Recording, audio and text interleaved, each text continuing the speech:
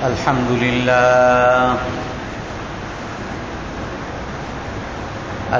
لله نحمده ونستعينه ونستغفره ونؤمن به ونتوكل عليه ونعوذ بالله من شرور أنفسنا ومن سيئات أعمالنا من يهده الله فلا مضل له ومن يضلله فلا هادي له ونشهد أن لا إله إلا الله وحده لا شريك له ونشهد أن سيدنا ومولانا محمدا عبده ورسوله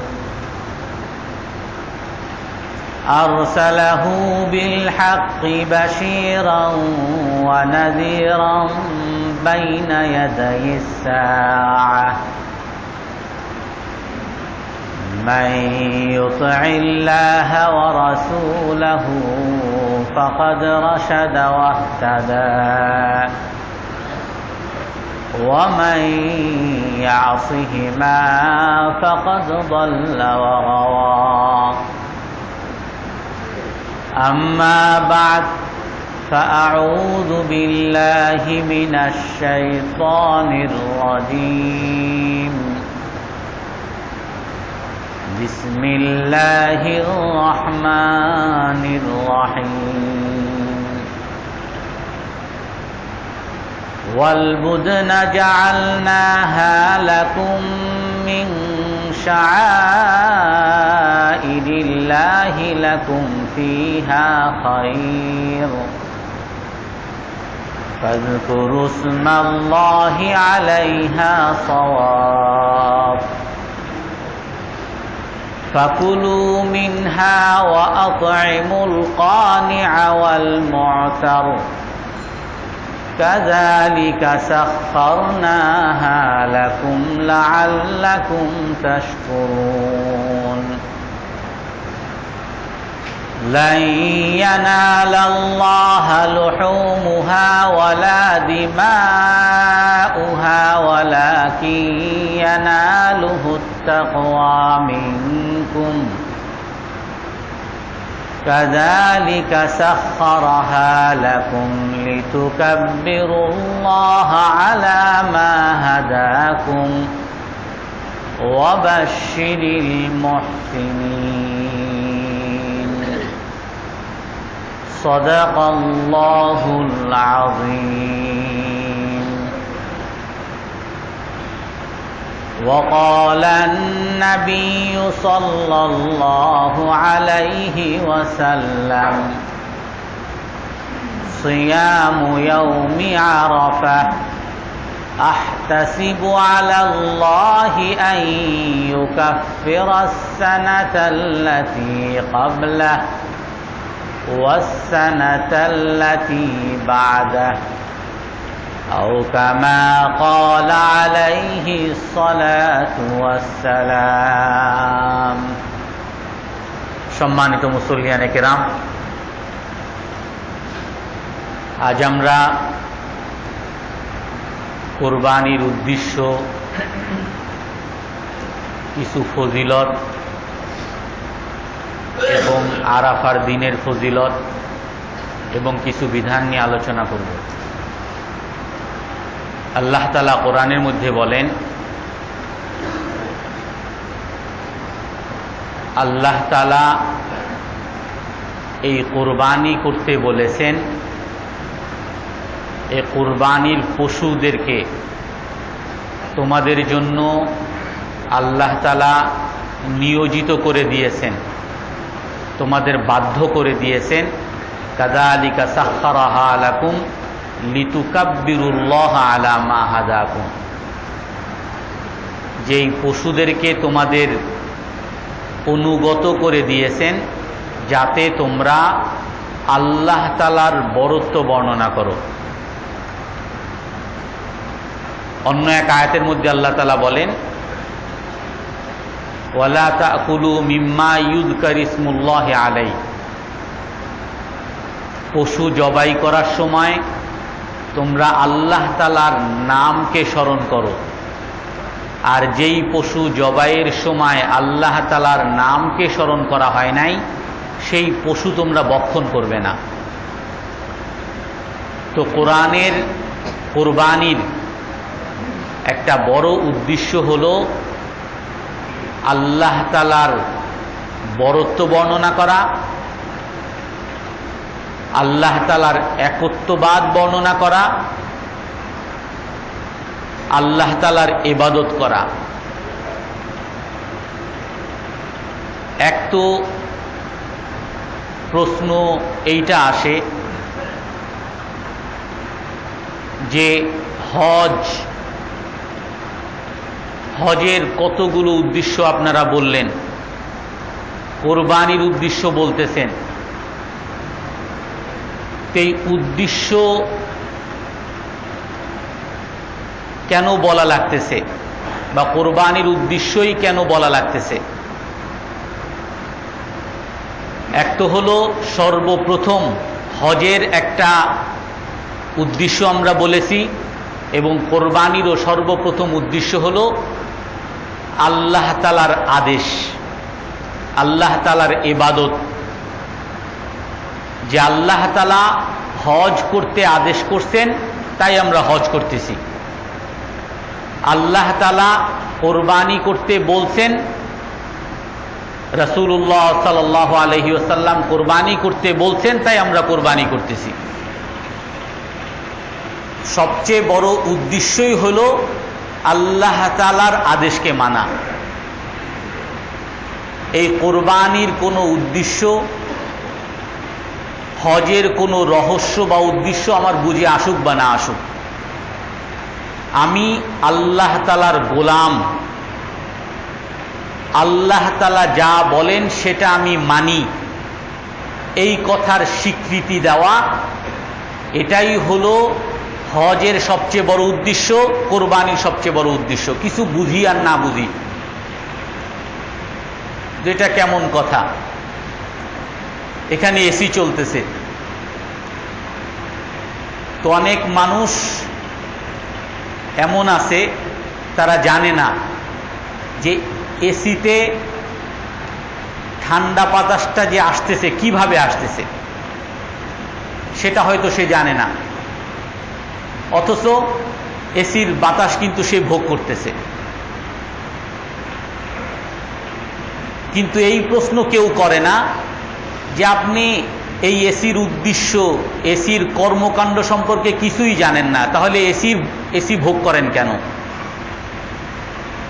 অথবা আমি চোখ থেকে দেখতেছি, চোখ ভোগ করতেছি, কিন্তু আমি জানি না চোখের এই দেখার শক্তিটা কোত্থেকে আসতেছে, বা এই চোখটা কি দ্বারা তৈরি হয়েছে, কোন ক্ষমতা বলে এই দৃষ্টি শক্তিটা আসতেছে, হজম শক্তিটা কিভাবে হচ্ছে, আমি যে খাচ্ছি সেটা হজম হয়ে শরীরে যাচ্ছে, কিছু মলমূত্র হয়ে বের হচ্ছে, এটা কিভাবে হচ্ছে আমি হয়তো জানি না, কিন্তু আমি এই সমস্ত আল্লাহ তাআলার নিয়ামত আমি ভোগ করতেছি। সূর্যের আলো ভোগ করতেছি, সূর্য কোথায়, কিভাবে আলো দেয়, এর আলোর তাপমাত্রা কত, এই আলো কোত্থেকে তৈরি হয়, কিছুই জানি না, অথচ ভোগ করতেছি। দিন কিভাবে হয়, রাত কিভাবে হয়, কিছুই জানি না, অথচ এগুলো ভোগ করতেছি। এই সব আল্লাহ তাআলার অনুগ্রহ ভোগ করার ক্ষেত্রে কেউ এই কথা চিন্তাও করে না, কেউ এই কথার প্রশ্নও তুলে না যে আমি এই এসি কিভাবে চলে বুঝি না, এই জন্য আমি এসি ভোগ করব না। সূর্য কিভাবে আলো দেয় এটা আমি বুঝি না, এর উদ্দেশ্য, এর রহস্য আমার বুঝে আসে নাই, এই জন্য আমি সূর্যের আলো ভোগ করব না। এরকম কেউ বলে নাকি? যদি আপনি আল্লাহ তাআলার নিয়ামত অনুগ্রহ ভোগ করেন না বুঝে, তবে কেন সেই আল্লাহ তাআলার আদেশকে মানবেন না না বুঝে? এই জন্য সবচেয়ে বড় উদ্দেশ্য হলো, হজের উদ্দেশ্য হলো এবং এই কোরবানির উদ্দেশ্য হলো যে হজের অনেক কর্মকাণ্ড আছে তোমার বুঝে আসবে না, তোমার মাথায় প্রশ্ন আসবে। কোরবানির অনেক উদ্দেশ্য আছে, কোরবানি অনেক কর্মকাণ্ড আছে যেটা তোমার মাথায় বুঝে আসবে না, প্রশ্ন আসবে যে ইব্রাহিম আলাইহিস সালামের অনুসরণ করতেছি, ইব্রাহিম আলাইহিস সালাম তার নিজের ছেলেকে জবাই দিতে গেছেন আর তার অনুসরণ আমরা করতেছি। তো এটা কোন বিবেকে, কোন যুক্তিতে আপনি এটাকে দাঁড় করাবেন? এক তো হলো আপনি কাউকে হত্যা করতে চান, জবাই করে হত্যা করা, এটাকে সবাই নির্মমতা বলবে। দ্বিতীয়ত আপনি জবাই করবেন, মানুষ জবাই করবেন, এটাকে কোনো যুক্তিতে আপনি একটা সুন্দর জিনিস উপস্থাপন করতে পারবেন না। তারপর আবার নিজের ছেলেকে জবাই করা, কোন যুক্তি? ইব্রাহিম আলাইহিস সালাম জিজ্ঞাসা করতে পারতেন, প্রশ্ন তুলতে পারতেন, হে আল্লাহ, আপনি আমাকে মানুষ জবাই করার মতো, তাও আমার নিজের সন্তানকে জবাই করার মতো এরকম একটা কঠোর নির্মম আদেশ করতেছেন, আপনি তো রহমান, আপনি তো এই আদেশ করতে পারেন না, আপনি কেন করলেন? কুরবানির উদ্দেশ্য হলো সেটাই। আল্লাহ তাআলা বলছেন, আল্লাহ তাআলার আদেশ, আমি বুঝি আর না বুঝি এর মধ্যেই আমার সফলতা, এর মধ্যেই আমার লাভ, এর মধ্যেই আমার সমস্ত সম্মান নিহিত আছে। সেই কথা বিশ্বাস করা, সেই কথা অনুযায়ী চলা, এটাই হলো কোরবানি আর হজের উদ্দেশ্য। আল্লাহ তাআলার গোলামি জাহির করা। আল্লাহ তাআলা ইব্রাহিম আলাইহিস সালামকে এই সার্টিফিকেট দিয়েছেন, ফালাম্মা আসলামা ওয়াতাল্লাহু লিল জাবিন। আল্লাহ তাআলা আদেশ করছেন, কঠোর নির্মম আদেশ, কিন্তু ইব্রাহিম আলাইহিস সালাম কোনো প্রশ্ন করেন নাই। আল্লাহ তাআলা বলেন, যখন ওই বাবা ছেলেও প্রশ্ন করেন নাই, হে বাবা, আপনি আমারে জবাই করবেন, কেমন কথা?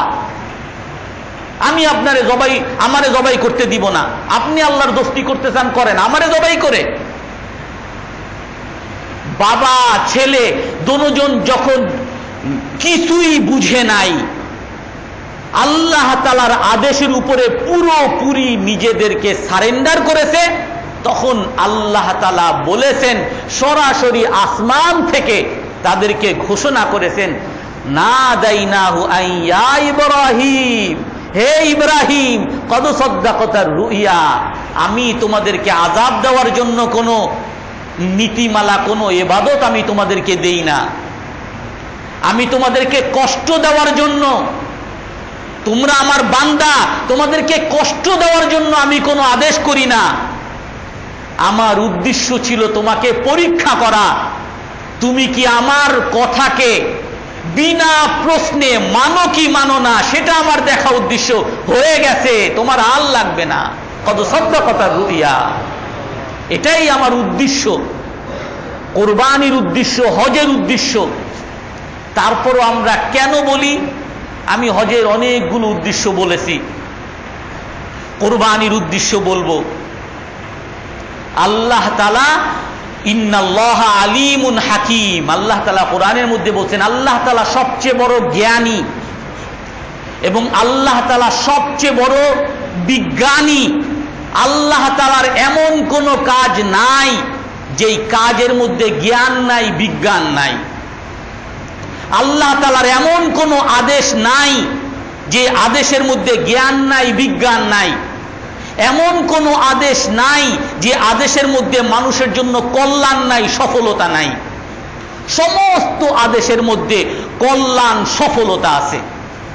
লা ইয়ানালাল্লাহা লুহুমুহা ওয়ালা দিমাউহা, কোরআনের মধ্যে আল্লাহ তাআলা বলেন, এই যে তোমরা কোরবানি করো, তোমাদের কোরবানির গোশত কি আমার কাছে পৌঁছে? আমি কি কোরবানির গোশত খাই? নাকি তোমাদের রক্ত আমার কাছে পৌঁছে? আমার কি দরকার এই কোরবানির গোশতের? এই গরুর কি দরকার? লা ইয়ানালাল্লাহা লুহুমুহা, আল্লাহর কাছে গোশতও পৌঁছে না, আল্লাহর কাছে রক্তও পৌঁছে না। ওয়ালাকিন ইয়ানালুহুত তাকওয়া মিনকুম, গোশত পৌঁছলে তোমার পেটে পৌঁছে, এর রক্ত পৌঁছলে তোমার পেটে পৌঁছে, এর কলিজা পৌঁছলে, এর মগজ পৌঁছলে তোমার পেটে পৌঁছে। আমার কোনো লাভ নাই। আল্লাহ তাআলার যত আদেশ আছে সমস্ত আদেশের মধ্যে এই মানব জাতির জন্য কল্যাণ, সফলতা, মঙ্গল নিহিত রয়েছে। সর্বপ্রথম যে আমি আল্লাহ তাআলার গোলাম বলেছেন বা শেষ। তারপরও কিছু নাস্তিক প্রশ্ন তুলে যে হজ করতে এত টাকা কেন খরচ করে, কুরবানি কত নির্মম ভাবে পশু জবাই করে, ছুরি দিয়ে তাদের রক্ত বের করে, কত নির্মমতা, নিষ্ঠুরতা, কত ধরনের কথা। আর ওই সমস্ত বিভ্রান্তিতেও আমাদের কিছু মুসলমান ভাই আছে, তারাও বিভ্রান্ত হয়ে যায়। এই জন্য মুসলমান মানি হলো, মুসলমান কাকে বলবে, মুমিন কাকে বলে? মুমিন মুসলমান হলো সে যে বিনা প্রশ্নে, বিনা দ্বিধায়, যে বিনা যুক্তিতে আল্লাহ তাআলার সকল আদেশের সামনে নিজেকে আত্মসমর্পণ করে, তার নাম হলো মুসলমান। আমি আত্মসমর্পণ করেছি, তারপরে আমার নিজের ভালোর জন্য, নিজের একটু সান্ত্বনার জন্য আমি হয়তো খুঁজতে পারি যে হজের উদ্দেশ্যটা কি, কোরবানি করলে কি কি লাভ, এগুলো আমি হয়তো খুঁজতে পারি। আর ওইভাবেই আমরা কোরবানির উদ্দেশ্যগুলো বলি। তো সর্বপ্রথম উদ্দেশ্য হলো ওই তাওহীদ, আল্লাহ তাআলার একত্ববাদ, আল্লাহ তাআলার গোলামি জাহের করা কোরবানি দ্বারা। আর দ্বিতীয় নাম্বার উদ্দেশ্য, আল্লাহ তাআলা বলেন কাযালিকা সাখখারনাহা লাকুম লাআল্লাকুম তাশকুরুন, আমি এই কোরবানির পশুকে তোমাদের জন্য নিয়োজিত করে দিয়েছি, নিবেদিত করে দিয়েছি, যাতে তোমরা শুকরিয়া আদায় করো। আপনারা অনেকেই হয়তো পেপারে দেখছেন, ইন্ডিয়া থেকে একটা হাতি এসেছিল আমাদের দেশে, বঙ্গবীর নামও দিয়েছিল তাকে। আর ওই হাতিকে, তার হাতির ক্ষতি থেকে রক্ষা পাওয়ার জন্য, তাকে বশ করার জন্য, তাকে আপোষ করানোর জন্য, নিয়োজিত করানো, বাধ্য করার জন্য বাংলাদেশের সমস্ত পশু মন্ত্রণালয় থেকে যত বিশেষজ্ঞ আছে সব গেছে, ইন্ডিয়া থেকেও বিভিন্ন বিশেষজ্ঞ আনছে। তারপরও তাকে বশ মানাতে পারে নাই এবং তাকে তার মানুষের ক্ষতি পৌঁছানো থেকে রক্ষা করতে পারে নাই। তাকে কেউ নিজেরা নিজেদের নিয়ন্ত্রণে নিতে পারে নাই। সর্বশেষে তাকে ইনজেকশন করা হয়েছে, গুলি করা হয়েছে, অবশ করে তাকে এক জায়গায় বেঁধেছিল, তারপরে সে ছুটে গেছে। অর্থাৎ সারা বাংলাদেশের সমস্ত বিশেষজ্ঞ, ইন্ডিয়া থেকে বিশেষজ্ঞ এসেও একটা হাতিকে মানুষ নিজের নিয়ন্ত্রণে নিতে পারে নাই। এরকম এক একটা মহিষ, এক একটা গরু, বড় বড় গরু, এর শক্তি কি এই হাতির চেয়ে কম? তো এগুলো যদি তার মতো এরকম বশ না হতো, নিয়ন্ত্রণাধীন যদি ওই হাতির মতো না হতো, বাংলাদেশের কোনো মানুষ এই কোরবানির জবাই করতে পারত? কোনো মানুষ এই গোশত খাইতে পারত? এই মহিষের গোশত খাইতে পারত? এই নিয়ন্ত্রণে নিয়োজিত কে করে দিয়েছেন? আমি আপনি করেছি? ওই আল্লাহ তাআলা বলেন এই পশুকে আমি নিয়ন্ত্রণ করেছি, নিয়োজিত করে দিয়েছি তোমাদেরকে, তার জীবনকে সে জীবন্ত উৎসর্গ করে দিচ্ছে তোমাদের সেবার জন্য। আমি তাকে বানিয়েছি এই জন্য, সে নিজেকে জবাই করবে তোমাকে সেবা করার জন্য। সে নিজেকে জবাই করে দিচ্ছে, নিজের জীবনকে শেষ করে দিচ্ছে তোমাকে সেবা করার জন্য। কেন? তুমি কি এখানে দেখো না যে কে তোমাকে এই পশুকে নিয়ন্ত্রণ করে দিল? কে তোমাকে এই পশুর জীবনকে তোমার সেবার জন্য নিয়োজিত করে দিল? তুমি কি ওই আল্লাহ তাআলার কি সেবা করতে চাও না? লাআল্লাকুম তাশকুরুন। কোরবানির উদ্দেশ্য হলো যাতে তোমরা শুকরিয়া আদায় করো, কৃতজ্ঞতা আদায় করো। আমরাও কৃতজ্ঞতা আদায় করি যে আলহামদুলিল্লাহ, বাস কৃতজ্ঞতা হয়ে গেছে, হে আল্লাহ আপনি অনেক আমারে নিয়ামত দিয়েছেন, আলহামদুলিল্লাহ। এটার নাম কৃতজ্ঞতা না। একজন মানুষের চর্মরোগ হয়েছে, ডাক্তার তাকে বলছে আপনি সূর্যের তাপ শরীরের মধ্যে যদি লাগান তাহলে আপনার এই চর্মরোগ ভালো হবে। এখন সে যদি ঘরের মধ্যে বসে থেকে বলে আমি সূর্যের তাপ লাগাবো, সূর্যের তাপ লাগাবো, মুখ দিয়ে যতই বলতে থাকে, তার কি সূর্যের তাপ শরীরে লাগবে? আমি যদি যতই কৃতজ্ঞতা আলহামদুলিল্লাহ আলহামদুলিল্লাহ আলহামদুলিল্লাহ বলতে থাকি, আর আমাকে আল্লাহ তাআলা যেই কাজ দ্বারা কৃতজ্ঞতা প্রকাশ করতে বলছেন সেইটা যদি না করি, কখনো আমার কৃতজ্ঞতা প্রকাশ হবে? কৃতজ্ঞতা মানে শুধু মুখ থেকে বলা না। ইমালু আলা দাউদ শুকরা, কোরআনের এক জায়গায় আসছে, হে দাউদের পরিবার তোমরা কৃতজ্ঞতা প্রকাশের জন্য কাজ করো। তো আমার কৃতজ্ঞতা প্রকাশের জন্য কাজ করতে হবে। কিভাবে কাজ করব? ফাকুলু মিনহা ওয়া আতইমুল কানিআ ওয়াল মু'তার। আল্লাহ তাআলা বলছেন কৃতজ্ঞতা কি? কৃতজ্ঞতা হলো এই কোরবানির পশু থেকে তুমি নিজে খাবা এবং তোমার আত্মীয় স্বজনকে খাওয়াবা, এবং যারা গরিব আছে, যারা অসহায় আছে তাদেরকে খাওয়াবা। নিজে খাবা, তোমার পরিবারকে খাওয়াবা, তোমার আত্মীয় স্বজনকে খাওয়াবা এবং গরিবদেরকে খাওয়াবা। এটাই হলো কৃতজ্ঞতা। আজকে পৃথিবীতে যদি আপনি দেখেন, সারা পৃথিবীতে সমস্ত সমস্যার মূল কারণ কি? সমস্ত সমস্যার মূল কারণ হলো স্বামী স্ত্রীর মধ্যে সম্পর্ক নাই, বাবা ছেলের মধ্যে সম্পর্ক নাই, দুই শরিকের মধ্যে সম্পর্ক নাই, দুই পার্টির মধ্যে সুসম্পর্ক নাই, দুই দেশের মধ্যে সুসম্পর্ক নাই, দুই গ্রুপের মধ্যে সুসম্পর্ক নাই, দুই মসজিদের মধ্যে সুসম্পর্ক নাই, দুই দলের মধ্যে সুসম্পর্ক নাই। সমস্ত জায়গায় আজকে হিংসা, মানুষের মধ্যে মিল নাই, মানুষের মধ্যে সুসম্পর্ক নাই। অথচ আল্লাহর রাসূল বলেন ইয়াকুম ওয়া ফাসাদা যাতাল বাইন, তোমরা মানুষের সাথে সুসম্পর্ক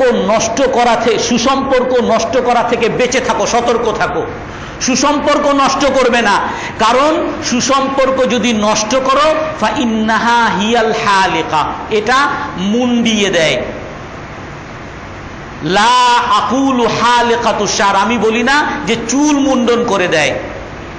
খুর দিয়ে যেরকম চুল মুন্ডন করে, রাসূল বলেন এই সুসম্পর্ক নষ্ট করা, মানুষের মধ্যে দ্বন্দ্ব, এটা মানুষের চুলকে মুন্ডিয়ে দেয় না। কি মুন্ডিয়ে দেয়? হালিকাতুদ্দিন। মানুষের যত নেক আমল আছে, সমস্ত নেক আমল তার শরীর থেকে সব নেক আমল নষ্ট করে দেয়। কি? শুধুমাত্র এই মানুষের মধ্যে দ্বন্দ্ব। আপনার স্বামী স্ত্রীর মধ্যে দ্বন্দ্ব, আপনার সমস্ত নেক আমল শেষ। আপনার পিতা সন্তানের মধ্যে দ্বন্দ্ব, সমস্ত নেক আমল শেষ। আপনার দুই ভাইয়ের মধ্যে দুঃসম্পর্ক, সমস্ত নেক আমল শেষ। দুই পার্টির মধ্যে দুঃসম্পর্ক, সমস্ত নেক আমল শেষ। দুই দেশের মধ্যে আপনার দ্বন্দ্ব, সমস্ত নেক আমল শেষ। এই জন্য আল্লাহ তাআলা কোরআনের মধ্যে বলছেন এটাও একটা আযাব। ফানাসু হাযযাম মিম্মা যুকিরু বিহি ফাআগরাইনা বাইনাহুমুল আদাওয়াতা ওয়াল বাগদা ইলা ইয়াউমিল কিয়ামা। আল্লাহ তাআলা বলেন মানুষ যখন আল্লাহ তাআলার জিকিরকে ভুলে যায়, আমি তাদের মধ্যে শত্রুতা তৈরি করে দেই। ফাআগরাইনা বাইনাহুমুল আদাওয়াতা ওয়াল বাগদা ইলা ইয়াউমিল কিয়ামা, আমি তাদের মধ্যে শত্রুতা হিংসা এটা আমি তৈরি করে দেই। কেন? মানুষ যখন আল্লাহ তাআলার হুকুমকে লঙ্ঘন করে। আজকে সব জায়গায় মানুষের মধ্যে দ্বন্দ্ব। আর এই কোরবানির একটা বড় উদ্দেশ্য হলো সেই সুসম্পর্ক তৈরি করা। হাদিসের মধ্যে আছে আল হাদিয়াতু ইউযহিবু ওয়াহরাস সুদূর, হাদিয়া মানুষের অন্তর থেকে হিংসাকে দূর করে দেয়। বিদ্বেষকে দূর করে দেয়। আপনি একজনকে হাদিয়া দিবেন, আপনার তার অন্তরের মধ্যে আপনার সাথে যদি কোনো শত্রুতা থাকতো আল্লাহ তাআলা দূর করে দিবেন। হজ একটা উপলক্ষ, আপনি নিজে খাবেন গোশতের একটা প্যাকেট, আপনার যে আত্মীয়র সাথে সুসম্পর্ক নাই তার বাসায় পৌঁছিয়ে দেন, সেও হাসি মুখে আপনার কাছে পৌঁছিয়ে দিবে। আপনার যেই ভাইয়ের সাথে সুসম্পর্ক নাই, যেই প্রতিবেশীর সাথে সুসম্পর্ক নাই, তার বাসায় একটু গরুর গোশত পাঠিয়ে দেন, তাকে একবেলা দাওয়াত দিয়ে খাওয়ান, আপনাদের সাথে সুসম্পর্ক হয়ে যাবে। আর কি, ওয়াল মুতার, গরিবদেরকে খাওয়াও। রসুলের সহি হাদিস আছে, তবরানি শরীফের হাদিস, আল্লাহ রসুল বলেন, ইন্না আফদালাল আমাল বাদাল ফারাইদি ইদখালুস সুরুরি আলাল মুসলিম।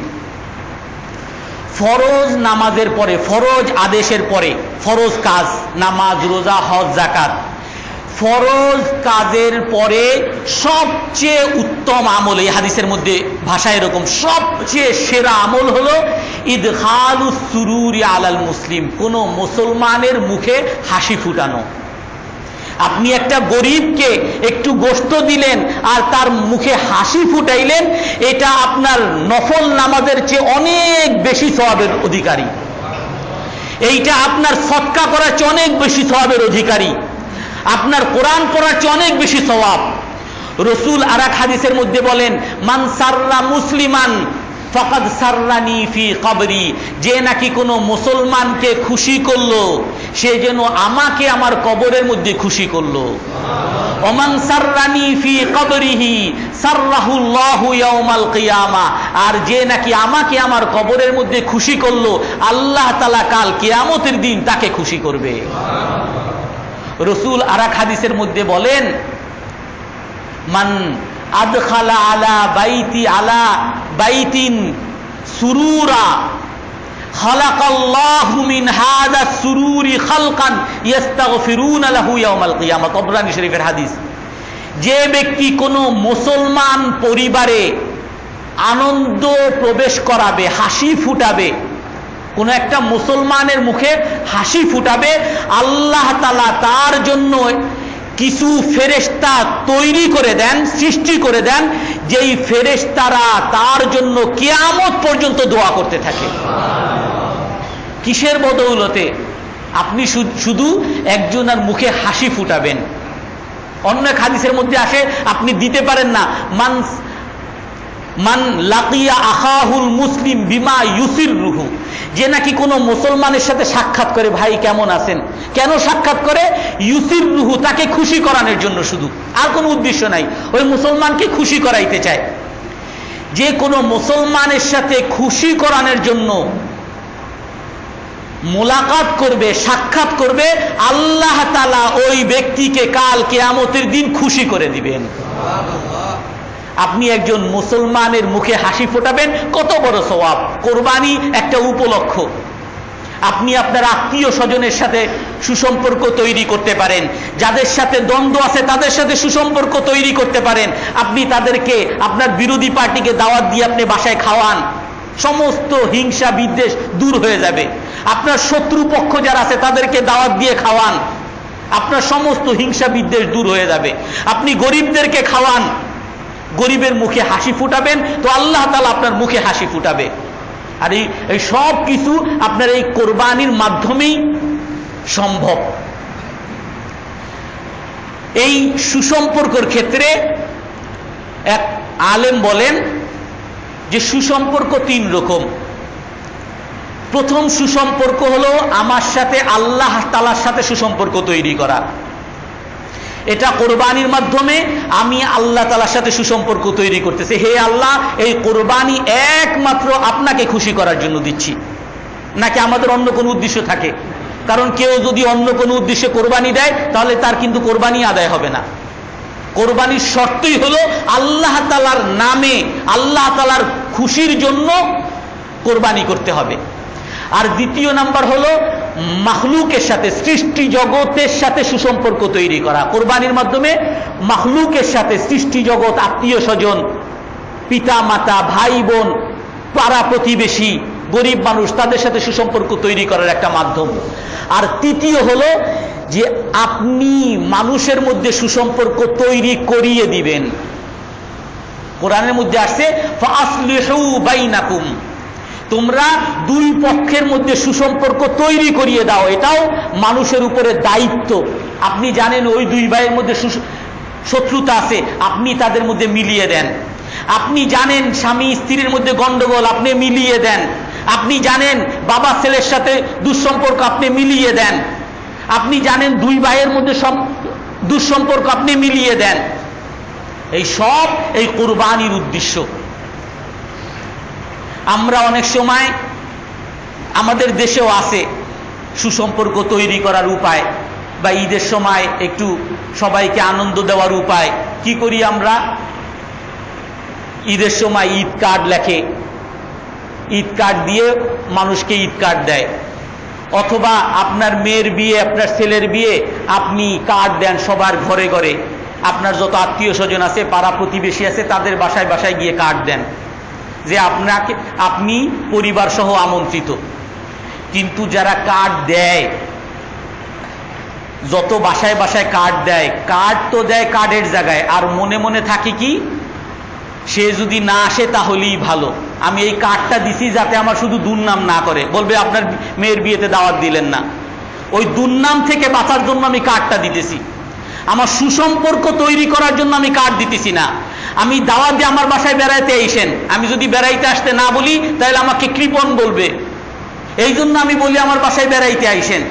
আমি কার্ড দেই, মুখে বলি, কিন্তু আমার ওই সুসম্পর্ক তৈরি করা, যেটা এত বড় সওয়াবের অধিকারী, একটা মানুষের মুখে হাসি ফুটানো, আনন্দ দেওয়া এত বড় সওয়াব রাখে, ওই কাজকে আমার দিল থেকে করার মানসিকতা খুব কমই থাকে। তৃতীয় যে উদ্দেশ্য, সেটা হলো আল্লাহ তাআলা বলেন লা ইয়ানালাল্লাহা লুহুমুহা ওয়ালা দিমাউহা ওয়ালাকিন ইয়ানালুহুত তাকওয়া মিনকুম। আল্লাহ তাআলার কাছে এই গোশতের, এই কোরবানির গোশতও পৌঁছে না, আল্লাহ তাআলার কাছে রক্তও পৌঁছে না, আল্লাহ তাআলার কাছে পৌঁছে হলো শুধু তাকওয়া। তাকওয়া কি আমরা গত রবিবারই মনে হয় বিস্তারিত আলোচনা করেছি, এবং এগুলো ইন্টারনেটেও দেওয়া আছে, যদি কারা করতে চান। আমি আবার বলতে চাচ্ছি না, আমি অন্য একটা প্রসঙ্গে যাচ্ছি। তো তাকওয়া হলো, যেটা আমি এখানে প্রথম সুসম্পর্ক বলছি, আল্লাহ তাআলার সাথে সুসম্পর্ক তৈরি করা। এই কোরবানির একটা উদ্দেশ্য হলো তাকওয়া, সেটা হলো আল্লাহর সাথে সুসম্পর্ক তৈরি করা। তারপরে হলো কোরবানি, কোরবানির লাভ। রাসূল হাদিসের মধ্যে বলেন, কোরবানির দিন আল্লাহ তাআলার কাছে সবচেয়ে প্রিয় আমল হলো মিন ইহরাকিদ দাম, কোরবানির পশুকে জবাই করা। এটা আল্লাহ তাআলার কাছে কোরবানির দিন সবচেয়ে প্রিয় আমল। ওয়া ইন্নাহু লায়ুতা ইয়াউমাল কিয়ামাতি বিকুরুনিহা ওয়া আযলাফিহা, কিয়ামতের দিন আল্লাহ তাআলা ওই কোরবানির পশুকে, ওই গরুকে, তার শিং সহ, তার চামড়া সহ, তার রক্ত সহ, তার খুর সহ আল্লাহ তাআলা কিয়ামতের দিন হাজির করবেন। এবং ওই আয়াতের শেষে আছে ওয়া ইন্নাদ দামা লা ইয়াকাউ মিনাল্লাহি বিমাকানিন ক্বাবলা আন ইয়াকা ফিল আরদ। কোরবানির পশু আপনি জবাই করতেছেন, ওই জবাই করার পরে রক্ত মাটিতে পড়ার আগে আগেই আল্লাহ তাআলার আরশের কাছে একটা বিশেষ স্থান আছে, ওখানে সেই রক্ত পৌঁছে যায়। সাহাবায়ে কেরাম রাসূলকে একবার জিজ্ঞাসা করেন, হে আল্লাহর রাসূল, মা হাযিহিল আদাহি, এই কোরবানিটা কি? রাসূল বলেন, হাযিহি সুন্নাতু আবিকুম ইব্রাহিম, এটা তোমাদের পিতা ইব্রাহিম আলাইহিস সালামের সুন্নত। ফামা লানা ফিহা, এই কোরবানি করলে আমাদের কি লাভ? রাসূল বলেন, বিকুল্লি শারাতিন হাসানা, এই কোরবানির পশুর, গরুর মধ্যে যতগুলো পশম আছে, প্রতিটা পশমের বিনিময়ে আল্লাহ তাআলা তোমাকে সওয়াব দান করবেন। অন্য এক হাদিসের মধ্যে আছে, একটু বিতর্কিত, রাসূল হযরত আয়েশা রাদিয়াল্লাহু তাআলা আনহাকে বলেন, উনজুরি, তুমি কোরবানির পশুর সামনে উপস্থিত হও, থাকো। কেন? ফা ইন্নাল্লাহা ইয়াগফিরু লাকা বিআউয়ালি কাতরাতিন মিনাল বাহিমা কুল্লা যামবিন আমালতিহা। ওই কোরবানির গরু যখন জবাই করা হয় তার থেকে প্রথম রক্ত প্রবাহিত হওয়ার সাথে সাথেই আল্লাহ তাআলা তোমার পিছনের সকল গুনাহ খাতা মাফ করে দেন। কোরবানির আগের দিন হলো আরাফার দিন। আরাফার দিন আর একটা ফজিলতের দিন। রসুল হাদিসের মধ্যে বলেন, মা মিন ইয়াউমিন আকসারা মিন আন ইউতিকাল্লাহু ফীহি আবদাম মিনান নার ইল্লা মিন ইয়াউমি আরাফা। যেই দিনে আল্লাহ তাআলা সবচেয়ে বেশি মানুষকে জাহান্নাম থেকে মুক্তি দান করে সেই দিন হলো আরাফার দিন। এই আরাফার দিনে ইন্নাহু লায়াদনু, আল্লাহ তাআলা চতুর্থ আসমানে আসে, ওয়ুবাহি বিকুমুল মালাইকা, আর তোমাদেরকে নিয়ে আল্লাহ তাআলা ফেরেশতাদের সাথে গর্ব করতে থাকে। এই আরাফার ময়দানে এত মানুষ একত্রিত হয়েছে, মা আরাদা হাউলা, তারা কি চায়? তারা কি আমার জান্নাত জাহান্নাম কিছু দেখছে? ফেরেশতারা বলে না, দেখে নাই। যদি তারা দেখতো তাহলে তারা কি করত? আরো বেশি ইবাদত করত, আরো বেশি পাগল হইতো। আল্লাহ তাআলা বলেন, হে ফেরেশতারা, তোমরা সবাই সাক্ষী থাকো, ইশহাদু আন্নী কদ গফারতু লাহুম জামিআ, তোমরা সবাই সাক্ষী থাকো আমি এই সকল মানুষকে মাফ করে দিলাম। গত সপ্তাহে আমরা বয়ান করেছিলাম যে মানুষের আল্লাহ তাআলা সমস্ত নেক আমল কবুল করেন, শুধুমাত্র এক উপায়ে এক সময় আল্লাহ তাআলা কোনো আমলই কবুল করেন না। সেটা হলো যে মানুষ হারাম উপার্জন তারা পেট ভরে এবং যার হাত অন্যের জুলুমের রক্তে রঞ্জিত থাকে, অন্যের মাল যে দুর্নীতি করে খায়, অন্যায়ভাবে খায়, তার কোনো ইবাদত আল্লাহ তাআলা কবুল করেন না। তো একজন প্রশ্ন করেছিলেন যে আমি তো এক সময় ঘুষ খেতাম অনেক দিন আগে, তো সেই ঘুষ নিয়েছি, আর সেই ঘুষের অনেক মানুষের কাছ থেকে নিছি, আবার সেটা আমরা অনেকজনকে আমাদের বস এবং অফিসের অনেককে ভাগ করে দিছি। যদিও আমার হাত দ্বারাই গেছে, এখন আমি সেটার থেকে তওবা করতে চাই। তওবা করলে আমি কিভাবে করব? আমি এতগুলো মানুষ কোথায় পাবো তাদের টাকা ফিরিয়ে দিব? তওবার একমাত্র উপায় হলো তাদেরটা ফিরিয়ে দেওয়া। আপনি জুলুম করে থাকলে, কারো টাকা আত্মসাৎ করলে তারটা তাদেরকে ফিরিয়ে দেওয়া, তার কাছে ক্ষমা চাওয়া, তো তাদেরকে কোথায় পাবো? আমার কি উপায়? তাদের জন্য হাদিস রসুলুল হযরত আব্বাস ইবনে মিরদাস রাদিয়াল্লাহু আনহু বলেন, রাসূলুল্লাহ সাল্লাল্লাহু আলাইহি সাল্লাম আরাফার দিনে ইন্নার নাবিয়্য সাল্লাল্লাহু আলাইহি ওয়াসাল্লাম قد اكثر الدعاء يوم عشيه عرفه, আরাফার দিনে আল্লাহ তাআলার কাছে অনেক দোয়া করতেছেন, আল্লাহুম্মা গফির লি উম্মতি, হে আল্লাহ আমার উম্মতকে maaf করেন, হে আল্লাহ আমার উম্মতকে maaf করেন। তো আল্লাহ তাআলা قد استجاب له, আল্লাহ তাআলা রাসূলের ওই দোয়ার বিনিময়ে আল্লাহ তাআলা উত্তর দিবেন। বাইহাকি শরীফের হাদিস, সহিহ হাদিস, মুসনাদে আহমদের মধ্যে আছে। আল্লাহ তাআলা বলেন, আন্নী কদ গফারতু লি উম্মতি, হে রাসূল আমি আপনার উম্মতকে maaf করে দিলাম। ইল্লা মান যালামা বা'দুহুম বা'দা, আমি শুধু তাকে maaf করব না যে নাকি জুলুম করছে, কারো জিনিস আত্মসাৎ করছে, আমি তাদেরকে maaf করব না।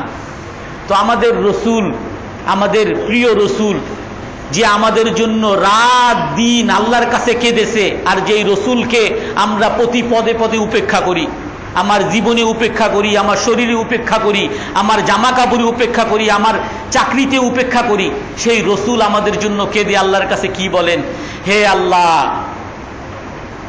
তাগফির লিজ-জালিম ওয়া তুসিবাল মাজলুমা খায়রাম মিন মাজলামাতিহি, হে আল্লাহ আপনি জালেমকে তো এই জন্য মাফ করবেন না যে কিয়ামতের দিন সবার জান্নাত জাহান্নামের ফয়সালা হওয়ার পরেও একটা জায়গা হবে জান্নাতে যাওয়ার আগে, সেখানে হলো অধিকার পূরণের, প্রতিশোধ পূরণের জায়গা। একজনের জান্নাতের ফয়সালা হয়ে যাবে, যার উপরে জুলুম করছিল, যারটা আত্মসাৎ করছে, সে এখানে এসে ধরবে যে কোথায় যাও, জান্নাতে আমার পাওনা দিয়ে যাও, তোমার পাওনা কি, অমুক সময় আমার কাছ থেকে তুমি এত টাকা চাঁদাবাজি করছো, তার পাওনা দাও। হে আল্লাহ আমার পাওনা চাই। কিভাবে পাওনা চাও? আমি তার নেক আমল চাই, নেও তোমার নেক আমল। আর এগুলোই হবে না, আরো লাগবে। নিতে নিতে সমস্ত নেক আমল শেষ। আমি মাফ করছো না, এখনো করি নাই, আমার পাওনা শেষ হয় নাই, আমার যত গুনাহ আছে সব তারে দেন। সহিহ হাদিস, বুখারী মুসলিমের হাদিস।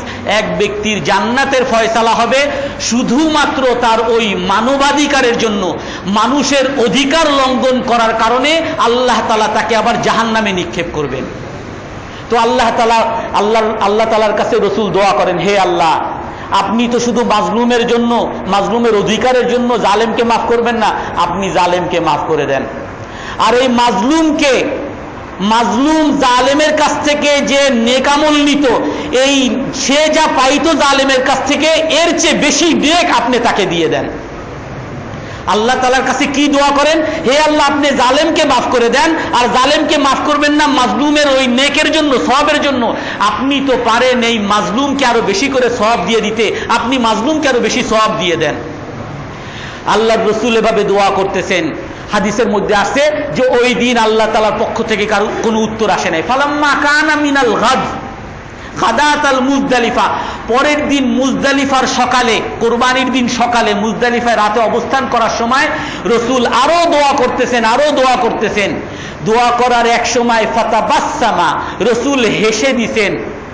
হযরত আবু বকর ওমর রাদিয়াল্লাহু তাআলা জিজ্ঞেস করেন, দাহিকতা ফি সাআতিন লাম তাদহাক, আপনি এমন সময় হাসলেন যে আপনি কখনো এই সময় হাসেন না, ভোর রাতে আপনি কখনো হাসেন না, কেন হাসতেছেন? রাসূল বলেন, তাবাসসামতু মিন আদুবিল্লাহি ইবলিস লাম্মা গাফারাল্লাহু লি উম্মতি ওয়া গাফারা লিয-যালিম আহওয়া ইয়াদউ বিস-সুবুরি ওয়াল ওয়াইলি আলা রাসিহি, যে আমি শয়তান ইবলিসকে দেখে হাসতেছি। আল্লাহ তাআলা যখন ঘোষণা দিবেন আজ সকালে যে হে নবী, আপনার উম্মতের যারা জালিম তাদেরকেও আমি মাফ করে দিলাম, এই ঘোষণা যখন দিছেন ওই ইবলিস, তখন সে ধুলাবালু নিয়ে মাথার মধ্যে নিক্ষেপ করতেছে আর বলে, সারা জীবন ভর আমি এই মানুষ দ্বারা জুলুম করাইলাম, সারা জীবন ভর মানুষ দ্বারা গুনাহ করাইলাম, সারা জীবন ভর তাদেরকে পাপী বানাইলাম, সারা জীবন ভর তাদেরকে বেবিচারী বানাইলাম, আর আল্লাহ তাআলা এক বিকালের মধ্যে তাদের সকলকে মাফ করে দিল, আমার সমস্ত প্রচেষ্টা সব ব্যর্থ হয়ে গেল। এই কথা বলে মাথার উপরে সে ধুলাবালু নিক্ষেপ করতে থাকে। অন্য এক হাদিসের মধ্যে আছে, সহিহ হাদিস,